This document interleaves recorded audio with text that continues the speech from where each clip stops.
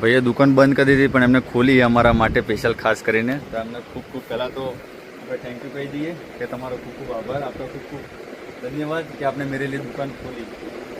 और ये साड़ी आ साड़ी मैं पसंद करी है, एकदम साराમાં સારી ઉદયપુરની અંદર. ફાઇનલી ઘરે પહોંચી ગયો. ઘરે પહોંચીને પહેલાં તો બૂટ ઉતારી દઈએ આપણે. બૂટ ઉતારીને જોઈએ કે આ બધે શું કરી જઈએ. ઓહો હો, હવે આવી ગયા. તો હું તમારા માટે બધા માટે કંઈક વસ્તુ લાવ્યો. હું બતાવું, હું બધા માટે વસ્તુ લાવ્યો. આ મારા કાઉ માટે ટ્રેક્ટર, પિંછુ માટે આ પિંછુ માટે ઢેગલી, આમાં દીપિકા માટે એનો ડ્રેસ,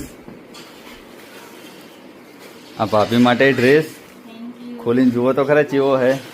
અને આ ભાભી માટે હાડી. હજુ બીજું એ છે એ બી બતાવું. જો દીપિકા માટે આ ડ્રેસ લાવ્યો, હા ભાભી માટે. હા વધેલું પડે કું લો લ્યા ખાઈ જો. બીજું દીપિકા માટે જે સરપ્રાઈઝ હતી સરપ્રાઈઝ આપી દઈએ ને. એના માટે સ્પેશિયલ ઉદયપુરની હાડી.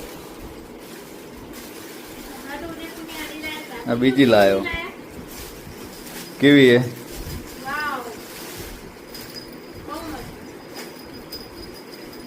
ભાભી તમારી હાડી તો બતાવો. એ રીત છે.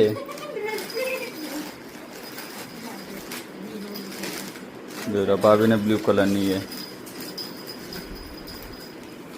તો ઉદયપુર ગયો તો બધાના માટે કોકનું કોક લઈને આવ્યા હતો, પણ ખાલી મારા માટે નહીં લાવ્યો.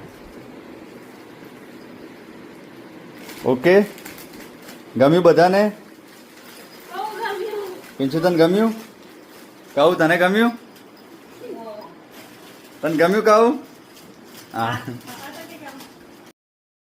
દીપિકાએ તો હાડી પહેરીને ચેક કરી દીધી હતી.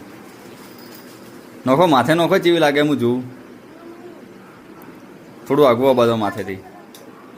ના એટલું આગું નહીં, આપણે કોઈ નાગું નહીં ઉઠવાનું. બસ મસ્ત લાગે નહીં ભાભી? જો દીપિકા માટે જે ઉદયપુરથી હાડી લાવે ને આવી છે, કેટલી એકદમ સારી લાગે. હારી નહીં, સારી નહીં, હારી લાગે છે.